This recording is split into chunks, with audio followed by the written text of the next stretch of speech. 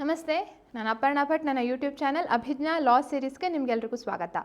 ಇವತ್ತಿನ ಈ ಒಂದು ವಿಡಿಯೋದಲ್ಲಿ ನಾನು ನಿಮಗೆ ಏನು ತಿಳಿಸ್ಕೊಡ್ತಾ ಇದ್ದೇನೆ ಅಂತ ಆಲ್ರೆಡಿ ನಿಮಗೆ ಈ ಒಂದು ಸ್ಕ್ರೀನ್ ನೋಡಿ ಗೊತ್ತಾಗ್ತಾ ಇರಬಹುದು. ನಿಮಗೆ ಡೇ 48 ಡೇಸ್ ಚಾಲೆಂಜ್ ಅಂತ ಏನು ಕೊಟ್ಟಿದೆ, ಅದರಲ್ಲಿ ಡೇ 2 ಚಾಲೆಂಜ್ಗೆ ಸಂಬಂಧಪಟ್ಟ ಹಾಗೆ ಇವತ್ತಿನ ಒಂದು ವಿಡಿಯೋ ಇರುವಂಥದ್ದು. ಡೇ 1ಗೆ ಸಂಬಂಧಪಟ್ಟ ಹಾಗೆ ಅಮೆಂಡ್ಮೆಂಟ್ ಆಫ್ ದಿ ಕಾನ್ಸ್ಟಿಟ್ಯೂಷನ್ ಅಂದರೆ ಆರ್ಟಿಕಲ್ 368 ಇದಕ್ಕೆ ಸಂಬಂಧಪಟ್ಟ ಲೆಕ್ಚರನ್ನು ಆಲ್ರೆಡಿ ನಾನು ನೀಡಿದ್ದೇನೆ.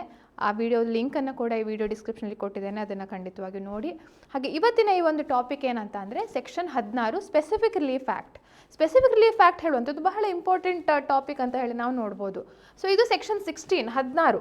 ಸೊ ಸ್ಪೆಸಿಫಿಕ್ ರಿಲೀಫ್ ಆ್ಯಕ್ಟ್ ತುಂಬ ಒಂದು ಸಣ್ಣದಾದ ಒಂದು ಆ್ಯಕ್ಟ್, ಬಹಳ ಸೆಕ್ಷನ್ಸ್ ಇಲ್ಲ, ಒಂದು 50 ಸೆಕ್ಷನ್ಸ್ ಒಳಗೆ ಬರುವಂಥದ್ದು. ಆದರೂ ಸಹ it has lots of significance. ನಮ್ಮ CPC ನಾವೇನು ಓದ್ತೇವೆ ಅದಕ್ಕೆ ಸರಿಸಮನಾಗಿ ಸ್ಪೆಸಿಫಿಕ್ ರಿಲೀಫ್ ಆ್ಯಕ್ಟ್ ಬಹಳ ಮುಖ್ಯ ಪಾತ್ರ ವಹಿಸ್ತದೆ. ಸ್ಪೆಸಿಫಿಕ್ ರಿಲೀಫ್ ಅಂದರೆ ಏನು? ನಿರ್ದಿಷ್ಟವಾಗಿ ಒಂದು ಪರಿಹಾರವನ್ನು ಕೇಳುವಂಥದ್ದು. ಈಗ ಉದಾಹರಣೆಗೆ ನಾವು ಜನರಲ್ ಆಗಿ ಪರಿಹಾರ ಕೇಳುವಂಥದ್ದು ಡ್ಯಾಮೇಜಸ್ ಆಗಲಿ ಕಾಂಪನ್ಸೇಷನ್ ಆಗಿ ಕೇಳ್ತೇವೆ. ಅದು ನಿರ್ದಿಷ್ಟವಾಗಿ ನಮಗೆ ಇದ್ರದ್ದು ಪೊಸಿಷನ್ ಬೇಕು, ನಮಗೆ ಈ ಕಾಂಟ್ರಾಕ್ಟನ್ನು ಇದೇ ರೀತಿ ಪರ್ಫಾರ್ಮ್ ಮಾಡಬೇಕು, ನಮಗೆ ಇಂಜಂಕ್ಷನ್ ಬೇಕು, ನಮಗೆ ಈ ಒಂದು ಇನ್ಸ್ಟ್ರೂಮೆಂಟನ್ನು ಕ್ಯಾನ್ಸಲೇಷನ್ ಮಾಡಬೇಕು, ಅಥವಾ ನಮಗೆ ಒಂದು ಡಿಕ್ಲರೇಷನ್ ಕೊಡಬೇಕು ಹೇಳುವಂಥದ್ದು ನಿರ್ದಿಷ್ಟವಾಗಿ ನಾವೇನು ಪರಿಹಾರ ಕೇಳ್ತೇವಲ್ಲ ಅಂಥ ಪರಿಹಾರಗಳ ಬಗ್ಗೆ ನೀಡಿರುವಂತಹ ಒಂದು ಕಾನೂನೇ ಈ ಸ್ಪೆಸಿಫಿಕ್ ರಿಲೀಫ್ ಆ್ಯಕ್ಟ್ ಆಫ್ 1960 ಅಂತ ನಾವು ನೋಡ್ಬೋದು. ಸೊ ಅದರಲ್ಲಿ ಸೆಕ್ಷನ್ 16 ಹೇಳುವಂಥದ್ದು ನಾವು ಬಹಳ ಉಲ್ಲೇಖದನ್ನು ನಾವು ಕಾಣ್ತಾ ಇರ್ತೇವೆ. ಉದಾಹರಣೆಗೆ ನಾವು ಜಜ್ಮೆಂಟ್ ರೈಟಿಂಗಲ್ಲಿರ್ಬೋದು ಅಥವಾ ಇಶ್ಯೂಸಲ್ಲಿರ್ಬೋದು, ಅದರಲ್ಲಿ whether the plaintiff is always ready and willing to perform his part of the contract ಹೇಳುವಂಥ ಒಂದು ಕಾಮನ್ ಆಗಿ ನೀವು ಈ ಒಂದು ಇಶ್ಯೂಸನ್ನು ಕಾಣ್ತಾ ಇರ್ಬೋದು. ಅಥವಾ ಆ ಇಶ್ಯೂನ ಅಡ್ರೆಸ್ ಮಾಡಲಿಕ್ಕೆ ಹಲವಾರು ಜಜ್ಮೆಂಟ್ಗಳಲ್ಲಿ ಕೆಲವೊಂದು ಸೈಟೇಷನ್ಸ್ಗಳನ್ನು ನೋಡಿರ್ಬೋದು.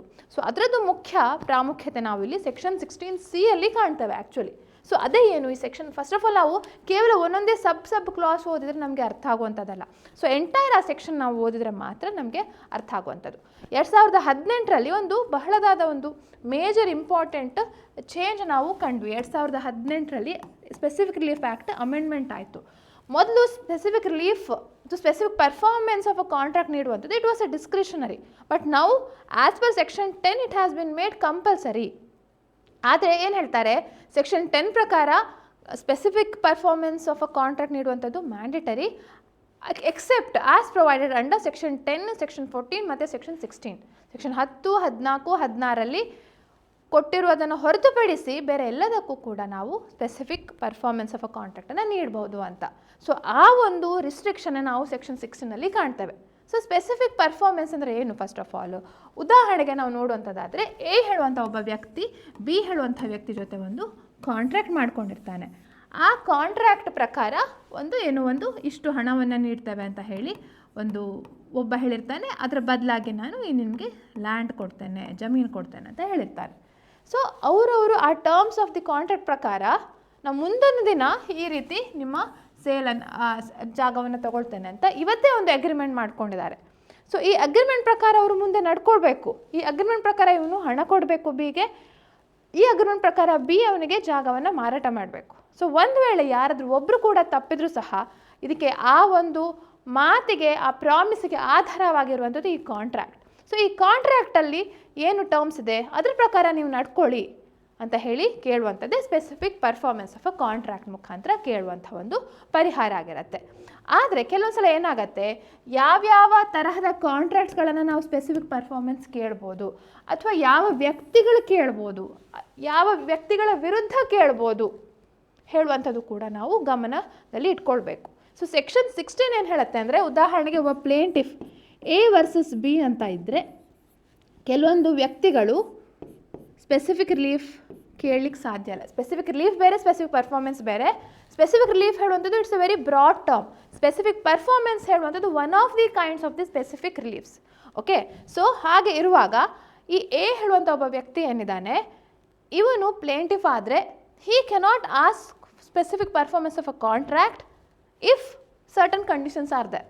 ಅಂಥ ಒಂದು ವಿಷಯಗಳನ್ನು ಹೇಳಿರುವಂಥದ್ದೇ ನಮ್ಮ ಸೆಕ್ಷನ್ 16ನಲ್ಲಿ ಹೇಳ್ತಾರೆ. ಓಕೆ, ಸೊ ಸೆಕ್ಷನ್ 16 ಹೇಳುವಂಥದ್ದು ಪರ್ಸನಲ್ ಬಾರ್ಸ್ ಟು ರಿಲೀಫ್ ಅಂದರೆ ಆ ವ್ಯಕ್ತಿಗೆ ಬಾರ್ ಇದೆ, ಆ ವ್ಯಕ್ತಿಗೆ ನಿಷೇಧ ಇದೆ, ಅವನು ಸ್ಪೆಸಿಫಿಕ್ ಪರ್ಫಾರ್ಮೆನ್ಸ್ ಕೇಳಲಿಕ್ಕೆ ಸಾಧ್ಯ ಇಲ್ಲ. ಯಾಕೆಂದರೆ he may be at a fault, ಯಾವುದೋ ಒಂದು ಕಾರಣಕ್ಕೆ. ಯಾಕೆಂದರೆ one who seeks equity must do equity ಹೇಳುವಂಥ ಒಂದು ಕಾಮನ್ ಆದ ಲಾ ಪ್ರಿನ್ಸಿಪಲ್ ಇದೆ ಅಲ್ವಾ. ಸೊ ಯಾರು ಸ್ಪೆಸಿಫಿಕ್ ರಿಲೀಫನ್ನು ಕೇಳ್ತಿರ್ತಾರೆ ಅವರು he must go with the clean hands. First ಅವರು ಸರಿಯಾಗಿ ಅವರ ಜವಾಬ್ದಾರಿನ ನಿಭಾಯಿಸಿದಾರಾ ಅಂತ ಕೋರ್ಟ್ ನೋಡುತ್ತೆ. ಸೊ ಒಂದು ವೇಳೆ ಕೆಲವೊಂದು ಸಂದರ್ಭಗಳಲ್ಲಿ ಹಿ ಹ್ಯಾಸನ್ ಡನ್ ದ್ಯಾಟ್, ಅಂಥ ಸಂದರ್ಭದಲ್ಲಿ this person can not file a specific performance ಅಂತ ಹೇಳುವಂಥದ್ದು. ಸೊ ಇದಕ್ಕೆ ಒಂದು ಸೆಕ್ಷನ್ 16ಗೆ ಒಂದು ಏನು ನಾನು ಇಂಟ್ರೊಡಕ್ಷನ್ ಅಂತ ನಾನು ನಿಮಗೆ ತಿಳಿಸ್ಕೊಟ್ಟೆ. ಸೊ ಏನು ಹೇಳುತ್ತೆ section 16? It speaks regarding the personal bars to the relief. Okay, so specific performance of a contract can not be enforced in favour of a person.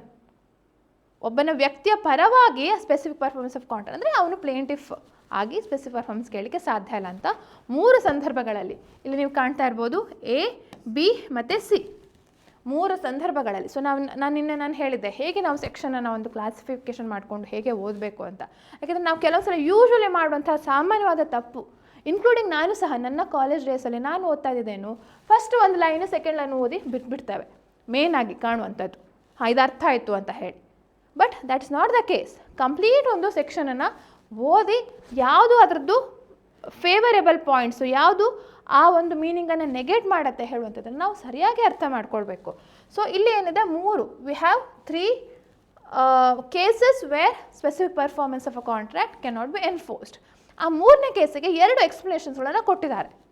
Okay, so ಅದನ್ನು ನಾವು ಈ ರೀತಿಯಾಗಿ ಕ್ಲಾಸಿಫಿಕೇಷನ್ ಮಾಡೋದಾದರೆ ಈ ರೀತಿ ಬರುತ್ತೆ. 3 ಜನ ವ್ಯಕ್ತಿಗಳು ಸ್ಪೆಸಿಫಿಕ್ ಪರ್ಫಾರ್ಮೆನ್ಸ್ ಆಫ್ ಅ ಕಾಂಟ್ರಾಕ್ಟನ್ನು ಫೈಲ್ ಮಾಡಲಿಕ್ಕೆ ಸಾಧ್ಯ ಇಲ್ಲ. ಸೊ ಸೆಕ್ಷನ್ 16A ಏನು ಹೇಳುತ್ತೆ? ಸೆಕ್ಷನ್ 16A ಹೇಳುತ್ತೆ ಯಾವ ವ್ಯಕ್ತಿ who has obtained substituted performance under section 20. So substituted performance ಹೇಳುವಂಥದ್ದು it's a new concept. Okay, so ಅದ್ರ ಬಗ್ಗೆ ನಾನು ಇನ್ನೊಂದು ದಿನ ತಿಳಿಸ್ಕೊಡ್ತೇನೆ. ಬಟ್ ಸೆಕ್ಷನ್ 20ಅಲ್ಲಿ ಅದ್ರ ಬಗ್ಗೆ ಡೀಟೇಲ್ ಆಗಿ ಹೇಳಿದ್ದಾರೆ. This has been introduced after 2018 amendment. 2018 amendment to specific relief act ಆದ ನಂತರ ಸಬ್ಸ್ಟಿಟ್ಯೂಟೆಡ್ ಪರ್ಫಾರ್ಮೆನ್ಸ್ ಹೇಳುವಂಥ ಒಂದು ಕಾನ್ಸೆಪ್ಟನ್ನು ಸಬ್ಸ್ಟಿಟ್ಯೂಟೆಡ್ ಪರ್ಫಾರ್ಮೆನ್ಸ್ ಹೇಳುವಂಥದ್ದನ್ನು ಇಂಟ್ರೊಡ್ಯೂಸ್ ಮಾಡಿದ್ದಾರೆ. ಓಕೆ, ಸೊ ಹೀಗೆ ಇರುವಾಗ ಸೊ ಯಾವ ವ್ಯಕ್ತಿ ಸಬ್ಸ್ಟಿಟ್ಯೂಟೆಡ್ ಪರ್ಫಾರ್ಮೆನ್ಸನ್ನು ತೊಗೊಂಡಿದ್ದಾರೆ, ಬದಲಿ ಪರಿಹಾರವನ್ನು ತೊಗೊಂಡಿದ್ದಾರೆ, ಬದಲಿ ಪರ್ಫಾರ್ಮೆನ್ಸನ್ನು ತೊಗೊಂಡಿದ್ದಾನೆ, ಅವನು ನಿರ್ದಿಷ್ಟ ಪರಿಹಾರವನ್ನು ಕೇಳಲಿಕ್ಕೆ ಸಾಧ್ಯ ಇಲ್ಲ. ಓಕೆ, ಸೊ ಅದು ಹೇಗೆ ಯಾವ ರೀತಿ ಹೇಳುವಂಥದ್ದು ಬೇರೆ ಮೆಥಡ್. ಆದರೆ ಅಂಥ ವ್ಯಕ್ತಿ ಆ ಸ್ಪೆಸಿಫಿಕ್ ಆ ಕಾಂಟ್ರಾಕ್ಟನ್ನು ಇಟ್ಕೊಂಡು ಸ್ಪೆಸಿಫಿಕ್ ಪರ್ಫಾರ್ಮೆನ್ಸನ್ನು ಕೇಳಲಿಕ್ಕೆ ಸಾಧ್ಯ ಇಲ್ಲ ಅಂತ ಹೇಳುವಂಥದ್ದು. Okay, so this is the first case. ಇನ್ನು 2ನೇ ವ್ಯಕ್ತಿ ಯಾರು? ಇಲ್ಲಿ ಯೂಶ್ವಲಿ ಯಾರು ತಪ್ಪಿತಸ್ಥರು ಅವರು, ಅಂದರೆ ಒನ್ ಹೂ ಹ್ಯಾಸ್, ಇಲ್ಲಿ 4 ಕಂಡೀಷನ್ ನಾವು ನೋಡ್ಬೋದು, ಸಬ್ ಡಿವಿಷನ್ಸ್ ನಾವು ನೋಡ್ಬೋದು. One who has incapable of performing, ಕೆಲವು ಸಲ ಏನಾಗುತ್ತೆ ಇನ್ಸೇನ್ ಆಗ್ತಾರೆ ಅಥವಾ ಆಕ್ಸಿಡೆಂಟ್ ಆಗುತ್ತೆ, ಇನ್ಕೇಪಬಲ್ ಆಗ್ತಾರೆ. ಸೊ ಆ ವ್ಯಕ್ತಿನೇ incapable of performing the contract ಅಂತ ಇರುವಾಗ he cannot ask for specific performance. So this is the first one. ಇನ್ನೊಂದು who violates essential term of the contract. First ಏನೋ ಒಂದು ಟರ್ಮ್ ಇರುತ್ತೆ, ನೀನು ಫಸ್ಟ್ ಅಡ್ವಾನ್ಸ್ ಮನಿ ಕೊಡಬೇಕು ಅಥವಾ ನೀನು ನನಗೆ ಯಾವುದೋ ಒಂದು ಜಾಗವನ್ನು ಅಳತೆ ಮಾಡಿ ಕೊಡಬೇಕು ಹೇಳುವಂಥದ್ದು, ಸಮಥಿಂಗ್ ಒಂದು ಎಸೆನ್ಷಿಯಲ್ ಟರ್ಮ್ ಇರುತ್ತೆ. But that term has been violated, so he cannot ask for specific performance. One who has by fraudulent act, ಆ ಕಾಂಟ್ರಾಕ್ಟನ್ನು ಫ್ರಾಡ್ಯುಲೆಂಟ್ ಮುಖಾಂತರ ಮಾಡ್ಕೊಂಡಿರುವಂಥದ್ದು, ಅದು ಕೂಡ ಆಗೋದಿಲ್ಲ. ಸೊ ಇದು 3ನೇ ಕಂಡೀಷನು. ಅಥವಾ 4ನೇ ಕಂಡೀಷನ್ ಅಂದರೆ ಬೇಕಂತ ಕಾಂಟ್ರಾಕ್ಟನ್ನು wilfully at variance or subversion of inter relation of a contract ಅಂತ ಹೇಳ್ತಾರೆ. ಅಂದರೆ ಒಂದು ಕಾಂಟ್ರಾಕ್ಟ್ನ ಉದ್ದೇಶವನ್ನು ಬೇಕಂತ ಅದನ್ನು ತಪ್ಪಿಸುವಂಥದ್ದು ಅಥವಾ ಬೇರೆ ರೀತಿಯಲ್ಲಿ ಅದನ್ನು ನಿಭಾಯಿಸಲಿಕ್ಕೆ ಟ್ರೈ ಮಾಡುವಂಥದ್ದು. ಸೊ ಇಂಥ ಸಂದರ್ಭದಲ್ಲಿ ಈ ವ್ಯಕ್ತಿನೇ he is on the wrong side. ಅವನು ಮೇ ಬಿ ಬಿಕಾಸ್ ಜೆನ್ವಿನ್ಲಿ ಅವನಿಗೆ ಇನ್ಕೇಪಬಲ್ ಆಗಿರ್ಬೋದು, ಅಥವಾ ಬೇಕಂತ ಹೀಸ್ ವೈಲೇಟಿಂಗ್ ಅಥವಾ fraudulently or is wilfully at variance of the inter relation of the contract. ಈ ಎಲ್ಲ ಸಂದರ್ಭಗಳಲ್ಲೂ ಸಹ he cannot file a specific performance. Okay, so ಇನ್ನೊಂದು last condition, it's a very important. ಯಾವ ವ್ಯಕ್ತಿ ಸ್ಪೆಸಿಫಿಕ್ ಪರ್ಫಾರ್ಮೆನ್ಸನ್ನು ಫೈಲ್ ಮಾಡಲಿಕ್ಕೆ ಸಾಧ್ಯ ಇಲ್ಲ ಅಂತ ಅಂದರೆ one who fails to prove ಹೇಳುವಂಥದ್ದು. ಯಾರು ಅವನು ತನ್ನ ಕಾಂಟ್ರಾಕ್ಟನ್ನು, ಈಗ ಉದಾಹರಣೆಗೆ A ಮತ್ತು B ಅಂತ ಇದ್ದಾರೆ ಅಂತ ತಿಳ್ಕೊಳ್ಳಿ. A ಹೇಳ್ತಾನೆ ನನ್ನ ಸೈಡನ್ನು ನಾನು ಆಲ್ರೆಡಿ ಪರ್ಫಾರ್ಮ್ ಮಾಡಿದ್ದೇನೆ ಅಂತ ಹೇಳ್ತಾನೆ. ಸೊ ಒಂದು ವೇಳೆ if he fails to prove, ಪರ್ಫಾರ್ಮೆನ್ಸನ್ನು ಪ್ರೂವ್ ಮಾಡಲಿಕ್ಕೆ ಸಾಧ್ಯ ಇಲ್ಲ, ಅಥವಾ at least he was ready and willing to perform his part of the contract. ಅವನು ತನ್ನ ಕರ್ತವ್ಯನ ನಿಭಾಯಿಸಲಿಕ್ಕೆ ರೆಡಿ ಇದ್ದ, ಹಿ ವಾಸ್ ರೆಡಿ. ಎರಡು ವಿಷಯಗಳಿವೆ ಅಲ್ಲಿ, ರೆಡಿನೆಸ್ ಆ್ಯಂಡ್ ವಿಲ್ಲಿಂಗ್ನೆಸ್ ಅಂತ. ಸೊ ಒಂದು ಹಿ was ready and he was also willing to perform as part of the contract. ಆದರೆ defendant may be he prevented me, ಅಥವಾ he has waved his performance ಹೇಳುವಂಥ ಆ ಕೆಲವೊಂದು ಕಾರಣಗಳಿಗೆ. ಅಂದರೆ ಅಲ್ಟಿಮೇಟ್ಲಿ ಏನು ಹೇಳುವಂಥದ್ದಂದರೆ, ಯಾರು ತಾನು ಈ ಕಾಂಟ್ರ್ಯಾಕ್ಟನ್ನು ಸದಾ ನೆರವೇರಿಸಲಿಕ್ಕೆ ಸಿದ್ಧ ಇದ್ದೆ ಅಂತ ಹೇಳಿ ಪ್ರೂವ್ ಮಾಡಲಿಕ್ಕೆ ಅಶಕ್ತನಾಗ್ತಾನೆ, he will not be given the specific performance relief. ಅವನಿಗೆ ಆ ಸ್ಪೆಸಿಫಿಕ್ ಪರ್ಫಾರ್ಮೆನ್ಸ್ ಅವನ ಪರವಾಗಿ ಆ ರಿಲೀಫನ್ನು ನೀಡೋದಿಲ್ಲ. ಓಕೆ, ಸೊ ಇದು ನಾವು ಯಾವಾಗಲೂ ನಮ್ಮ ಒಂದು ಈ ಇಶ್ಯೂಸಲ್ಲಿ ಎಲ್ಲ ಕಾಣುವಂಥದ್ದು ಈ ಒಂದು ಸೆಕ್ಷನ್ 16C ಆಧಾರದ ಮೇಲೆ. ಸೊ ಅದಕ್ಕೆ ಯಾವಾಗಲೂ ರೆಡಿನೆಸ್ ಆ್ಯಂಡ್ ವಿಲ್ಲಿಂಗ್ನೆಸ್ ಹೇಳುವಂಥದ್ದು ಪ್ರೂವ್ ಮಾಡಬೇಕು ಅಂತ ಹೇಳ್ತಾರೆ. ಸೊ ಹೇಗೆ ಪ್ರೂವ್ ಮಾಡಬೇಕು? ಫೈನಾನ್ಷಿಯಲ್ ರೆಡಿನೆಸ್, ಫೈನಾನ್ಷಿಯಲ್ ಅಥವಾ ವಿಲ್ಲಿಂಗ್ನೆಸ್, ಅವನು ಏನು ಮಾಡ್ತಿದ್ದ, ಅವನು ಬ್ಯಾಂಕ್ ಅಕೌಂಟ್ ರೆಡಿ ಇತ್ತ ಅವನಿಗೆ, ಅಥವಾ ಅವನು ಎಲ್ಲಾದರೂ repeatedly he was asking him other party ಈ ಕಾಂಟ್ರಾಕ್ಟನ್ನು ಪರ್ಫಾರ್ಮ್ ಮಾಡಬೇಕಂತ. So it's implied by the conduct, but that has to be proved. So ಯಾವಾಗ when he proves, when he does not prove, then specific performance cannot be enforced in favour of. So ಆ ವ್ಯಕ್ತಿಯ ಪರವಾಗಿ specific performance ಸಿಗಲಿಕ್ಕೆ ಸಾಧ್ಯ ಇಲ್ಲ. ಅದನ್ನು file ಮಾಡಿದ್ರು ಸಹ ಅವನ ಪರವಾಗಿ ಸ್ಪೆಸಿಫಿಕ್ ಪರ್ಫಾರ್ಮೆನ್ಸ್ ಸಿಗುವಂಥದ್ದಲ್ಲ. ಸೊ ಅದಕ್ಕೆ 2 ಎಕ್ಸ್ಪ್ಲನೇಷನ್ಸ್ಗಳನ್ನು ನಾವು ಕಾಣ್ತೇವೆ. ಒಂದು ಅಂದರೆ, ಉದಾಹರಣೆಗೆ if the suit is for, ಆ ವಿಷಯ ಏನಿತ್ತು ಅದು for the payment of money, ಹಣ ನೀಡುವ ಸಂದರ್ಭದಲ್ಲಿ ಯಾವುದೋ ಒಂದು ವಿಷಯ ಆಗಿತ್ತು, ಆ term of the contract. So ಹಣ ನೀಡಬೇಕು ಅಂದರೆ ಆ್ಯಕ್ಚುಲಿ ಹಣವನ್ನು ನೀಡಿರಬೇಕು ಅಂತಲೂ ಅಲ್ಲ ರೆಡಿನೆಸ್ ಆ್ಯಂಡ್ ವಿಲ್ಲಿಂಗ್ನೆಸ್ ಅಂತ ಅಂದರೆ, ಅಥವಾ ಆ್ಯಕ್ಚುಲಿ ಕೋರ್ಟಲ್ಲಿ ಡೆಪಾಸಿಟ್ ಮಾಡಿದ್ದಾರೆ ಅಂತಲೂ ಅಲ್ಲ. ಓಕೆ, ಸೊ ರೆಡಿನೆಸ್ ಆ್ಯಂಡ್ ವಿಲ್ಲಿಂಗ್ನೆಸ್ಸಲ್ಲಿ ಯಾವಾಗಲೂ ಇಟ್ ಡಸ್ ನಾಟ್ ಇಂಪ್ಲೈ ನೀವು ಹಣವನ್ನು ತೊಗೊಂಡು ಹೋಗಿ ಕೊಟ್ಟಿದ್ದೀರಿ, ಅವರಿಗೆ ಆ್ಯಕ್ಚುಲಿ ಡೆಲಿವರಿ ಮಾಡಿದ್ದೀರಿ, ಅನ್ಲೆಸ್ ಕೋರ್ಟ್ ಹೇಳಿರೋದು ಹೊರತು. ಅಂದರೆ if you just show your intention also it is more than sufficient ಅಂತ ಹೇಳುವಂಥ ಒಂದು ಪ್ರಾವಿಷನ್ ಇದು. This is one explanation. ಇನ್ನೊಂದಂದರೆ, ಅದನ್ನು ನಿರ್ದಿಷ್ಟವಾಗಿ ಹೇಳಿದ್ದಾರೆ, ಇನ್ನು ಪ್ಲೇಂಟಿಫ್ ಅವನ ಪರವಾಗಿ ಸ್ಪೆಸಿಫಿಕ್ ಪರ್ಫಾರ್ಮೆನ್ಸ್ ಬೇಕು ಅಂತ ಅಂದರೆ ಹಿ ಮಸ್ಟ್ ಪ್ರೂವ್ ಮಾಡಲೇಬೇಕು ಅಂತ.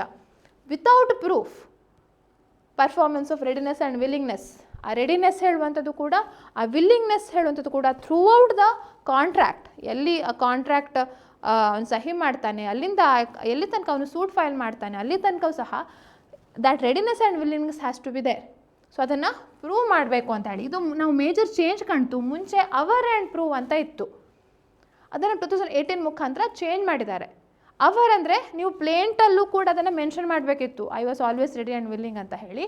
ಬಟ್ ಅದು it causes lots of delay ಅಂತ ಹೇಳುವಂಥ ಕಾರಣಕ್ಕೆ, ಕೆಲವೊಂದು ಸಲ ಅದೇ ಕಾರಣಕ್ಕೆ suit it was not sustain ಆಗ್ತಿರಲಿಲ್ಲ. ಅದಕ್ಕೋಸ್ಕರ ಏನು ಮಾಡಿದರು, ಅವರ್ ಹೇಳುವಂಥ ವಿಷಯವನ್ನು ತೆಗೆದ್ರು, ಓನ್ಲಿ ಪ್ರೂವ್ ಅಂತ ಹೇಳುವಂಥ ವಿಷಯವನ್ನು ಇಟ್ಟಿದ್ದಾರೆ ಅಷ್ಟೇ. So it is sufficient that the plaintiff proves, but proof is very important. So ಇಲ್ಲಿ ನಾವು ಸೆಕ್ಷನ್ 16C ನೋಡುವಂಥದ್ದು 3 ಶಬ್ದಗಳು ಬಹಳ ಇಂಪಾರ್ಟೆಂಟ್ ಆಗುತ್ತೆ. ಒಂದು proof of what, proof of readiness and proof of willingness. Okay, so ಇಷ್ಟು ನೀವು ಹೀಗೆ ನೆನ್ಪಿಟ್ಕೊಳ್ಬೇಕು ಸೆಕ್ಷನ್ 16ಗೆ ಸಂಬಂಧಪಟ್ಟ ಒಂದು ಈ ಒಂದು ಪ್ರಾವಿಷನ್ ಅಂತ ಹೇಳ್ಬೋದು. Very important. ನಿಮಗೆ MCQಗೂ ಕೂಡ ಇಂಪಾರ್ಟೆಂಟ್ ಆಗುತ್ತೆ, ಹಾಗೆ ನಿಮ್ಮ ಜಜ್ಮೆಂಟ್ ರೈಟಿಂಗ್ ಕೂಡ. ಜಜ್ಮೆಂಟ್ ರೈಟಿಂಗಲ್ಲಿ ಸ್ಪೆಸಿಫಿಕ್ಲಿ ಫ್ಯಾಕ್ಟ್ ಇಲ್ಲ ಅಂತ ಹೇಳಿ ತಿಳ್ಕೊಳ್ಬೇಡಿ. ಯಾಕೆಂದರೆ ತುಂಬ ಜನ ಏನು ಹೇಳ್ತಾರೆ, ಸಿಲೆಬಸ್ ಇಲ್ಲ ಅಂತ ಹೇಳ್ಕೊಂಡು ಬಿಟ್ಬಿಡ್ತಾರೆ.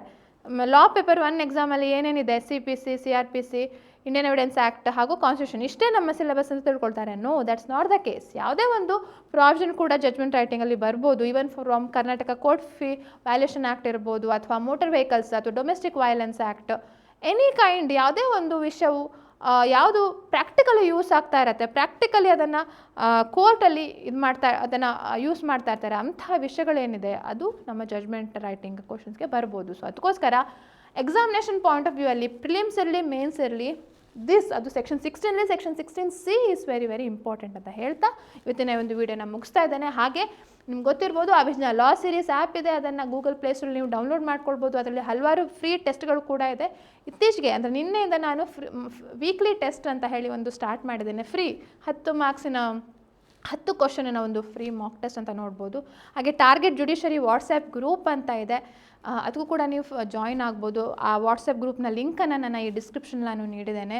ಹಾಗೆ ಇನ್ನೊಂದು ವಿಷಯ ಹೇಳಂತಂದರೆ, ನಮ್ಮ ಅಭಿಜ್ಞಾ ಲಾ ಸೀರೀಸ್ ಆ್ಯಪಲ್ಲಿ ನಾನು ಹಲವಾರು ಜುಡಿಷರಿ ಎಕ್ಸಾಮ್ಸ್ಗೆ ಕೋಚಿಂಗನ್ನು ನೀಡ್ತಾ ಇದ್ದೇನೆ. ಪ್ರೆಸೆಂಟ್ 2 ಬ್ಯಾಚ್ಗಳು ಆನ್ಗೋಯಿಂಗ್ ಇದೆ. ಒಂದು 1 ಇಯರ್ ಕೋರ್ಸು ಹಾಗೂ 3 months course. So if you're interested you can contact this number, ಅಥವಾ ನೀವೇ ಕೂಡ www.abhijnalegal.in ಹೇಳುವಂಥ ಒಂದು ವೆಬ್ಸೈಟಲ್ಲಿ ಚೆಕ್ ಮಾಡಿ ನೋಡ್ಬೋದು ಅಂತ ಹೇಳ್ತಾ ಇವತ್ತಿನ ವೀಡಿಯೋನ ಮುಗಿಸ್ತಾ ಇದ್ದೇನೆ. ನಿಮ್ಗೆ ಏನು ಅನಿಸ್ತು ಅಂತ ಈ ಕಾಮೆಂಟ್ ಸೆಕ್ಷನಲ್ಲಿ ತಿಳಿಸಿ, ಹಾಗೂ ಇನ್ನೂ ಹೊಸ ಹೊಸ ಐಡಿಯಾಸ್ಗಳಿದ್ರೆ ಖಂಡಿತವಾಗಿಯೂ ನಿಮ್ಮ ಕಾಮೆಂಟಲ್ಲಿ ತಿಳಿಸಿ. ಅವಶ್ಯಕವಾಗಿ ನಾವು ಅದನ್ನು ಫುಲ್ಫಿಲ್ ಮಾಡಲಿಕ್ಕೆ ಟ್ರೈ ಮಾಡ್ತೇವೆ ಅಂತ ಹೇಳ್ತಾ ಇವತ್ತಿನ ವೀಡಿಯೋನ ಮುಗಿಸ್ತಾ ಇದ್ದೇನೆ. ಲೈಕ್, ಕಮೆಂಟ್, ಶೇರ್, ಸಬ್ಸ್ಕ್ರೈಬ್ ಮಾಡಲಿಕ್ಕೆ ಮರಿಬೇಡಿ. Keep watching. ನಮಸ್ತೆ.